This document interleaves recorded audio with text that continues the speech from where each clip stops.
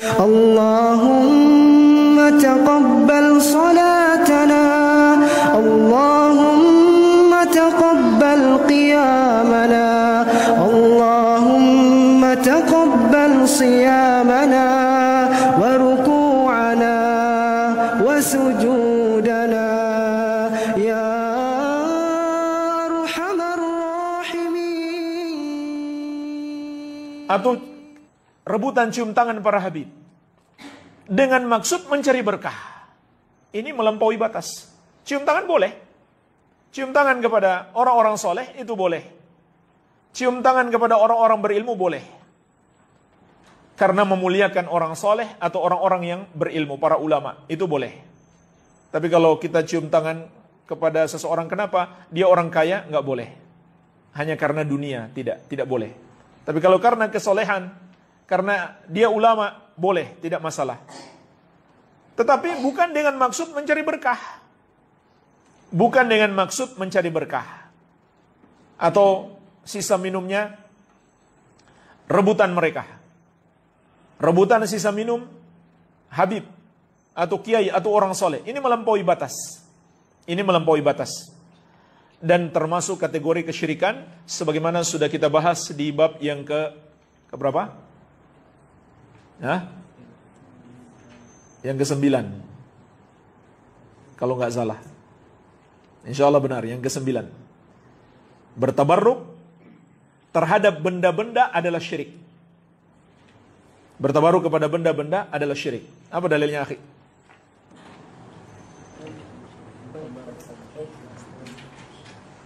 Dari Abi Waqid al-Laythi radhiyallahu anhu,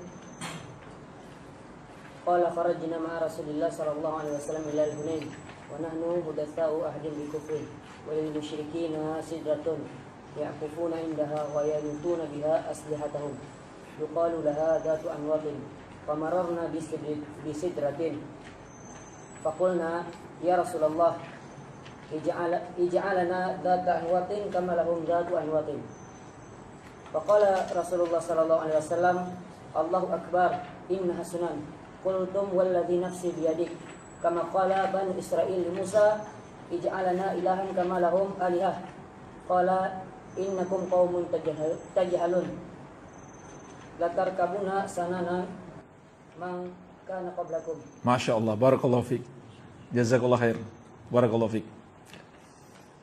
Dalilnya hadis At-Tirmidzi dari Abu Waqid al-Laythi radhiyallahu anhu tentang kisah Nabi SAW dan para sahabat menuju Hunain.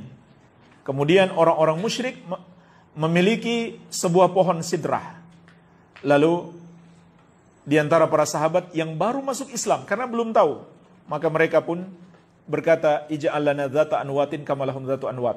Ya Rasulullah, tolong buatkan kami pohon untuk mencari berkah sebagaimana milik mereka. Maksudnya tetapkan untuk kami. Maka Nabi SAW bertakbir, Allahu akbar, innaha sunan. Itu tradisi orang-orang musyrik. Qultum walladhi nafsi biyadi, yang kamu katakan demi Allah yang jiwaku ada di tangannya, kama qalat banu Israil li Musa, sama seperti ucapan Bani Israel kepada Musa. Kemudian beliau membaca surat Al-A'raf ayat 138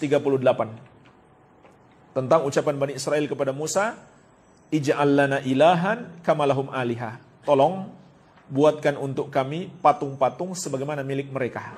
Buatkan untuk kami berhala sebagaimana patung-patung milik mereka. Maka Nabi Musa berkata, qala innakum qaumun tajhalun. Sesungguhnya kalian adalah kaum yang bodoh. Jadi Nabi SAW menyamakan mencari berkah dari benda-benda dengan menyembah patung. Berarti itu syirik. Berarti itu adalah termasuk kesyirikan. Makanya mencari berkah dari jasad para wali atau para keturunan Nabi Muhammad SAW atau para kiai, orang-orang soleh, atau dari sisa-sisa mereka seperti sisa minum atau sisa wudhu, ini termasuk kategori kesyirikan. Hanya saja dia bisa syirik besar, bisa jadi syirik kecil. Kalau mereka yakini benda itu atau makhluk itu bisa memberikan berkah dengan sendirinya dan bukan Allah, maka itu syirik besar. Tapi kalau mereka yakini itu hanyalah sebab. Allah yang memberikan keberkahan, maka itu syirik kecil. Sebagaimana telah kita bahas lebih detail di bab yang ke-9. Iya. Nah, jemaah sekalian,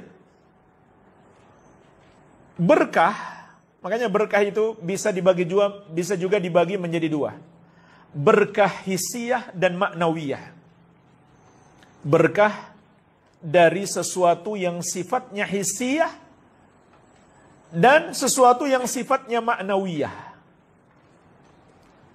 Sesuatu yang sifatnya hissiyah yaitu dari zat. Dari zat.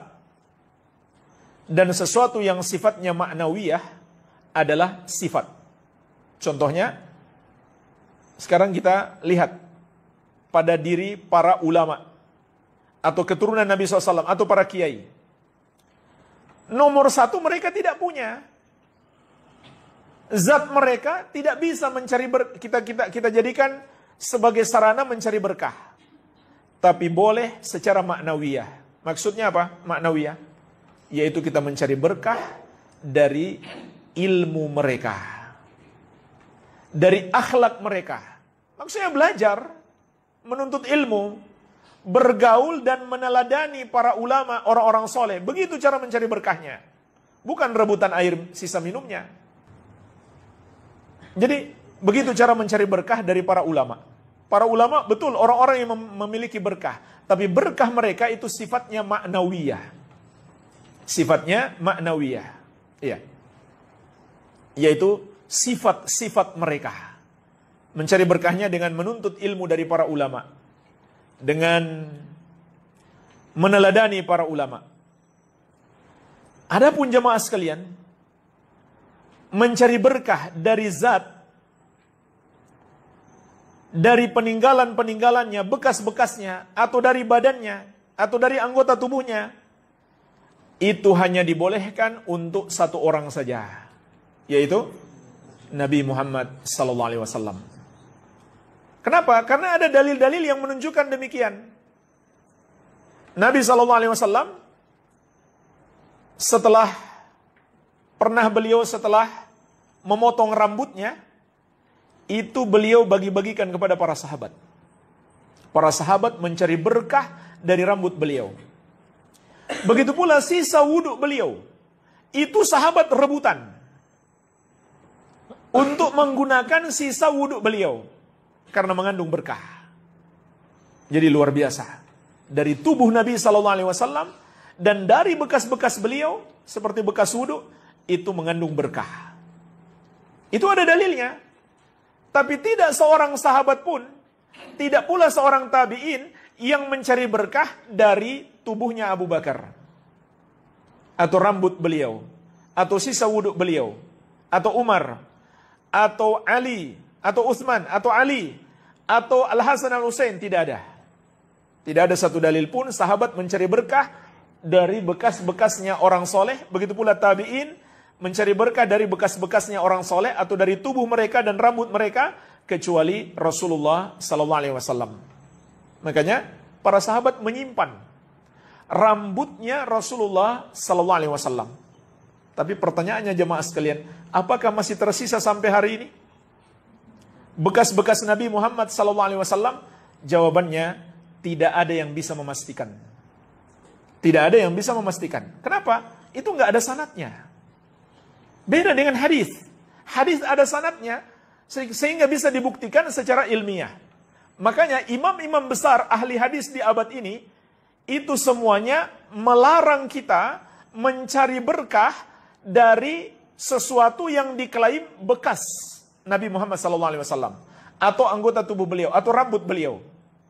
Seperti imam besar ahli hadis di abad ini, Asy-Syaikh Al-Allamah, Al-Faqih, Al-Muhaddits, Muhammad Nasiruddin Al-Albani. Kata beliau, nggak ada yang meyakinkan, semua meragukan. Semua klaim mereka, ini rambut Nabi SAW, itu meragukan. Kenapa? Nggak ada dalil. Nggak ada dalil yang bisa memastikan. Nggak ada sanad yang bisa memastikan. Begitu pula imam ahli hadis kota Madinah, Asy-Syaikh Al-Allamah Al-Faqih, Syekh Abdul Muhsin Al-Abbad, ahli hadisnya kota Madinah. masih hidup, pengajar di Masjid Nabawi. Beliau mengajarkan Kutubus Sittah, sudah pernah selesai. Kemudian diulang lagi. Imam ahli hadis, kota Madinah. Beliau juga mengatakan, tidak ada satu hal yang bisa memastikan bekas-bekas Nabi SAW. Begitu pula Syekh Al-Allamah Al-Muhaddith, Syekh Rabi bin Hadi Al-Madkhali, hafizahumullah ta'ala. Ini semua imam-imam besar ahli hadis di abad ini. Mereka semuanya mengingatkan kaum muslimin, tidak ada sesuatu yang bisa memastikan peninggalan Nabi Muhammad SAW. Seperti rambut beliau. Dan ini, kalau seandainya kita membenarkan, maka banyak orang bisa mengklaim. Banyak orang bisa mengklaim, ini rambut Nabi SAW, ini sepatu Nabi SAW, ini pecinya Nabi SAW, ini sandal beliau. Kan jadinya begitu orang yang kita khawatirkan. Padahal tidak ada sesuatu yang bisa memastikannya. Iya. Jadi jangan percaya klaim-klaim seperti itu.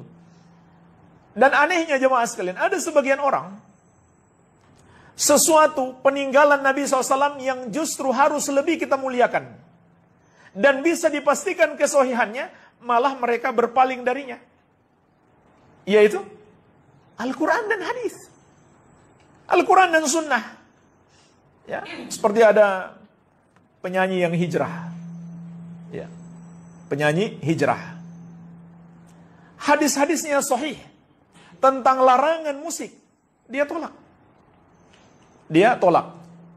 Ketika berhadapan dengan rambut yang diklaim rambut Nabi SAW, dia mengagungkan, bahkan sampai menangis, mencium-cium, padahal belum tentu itu rambut Nabi SAW.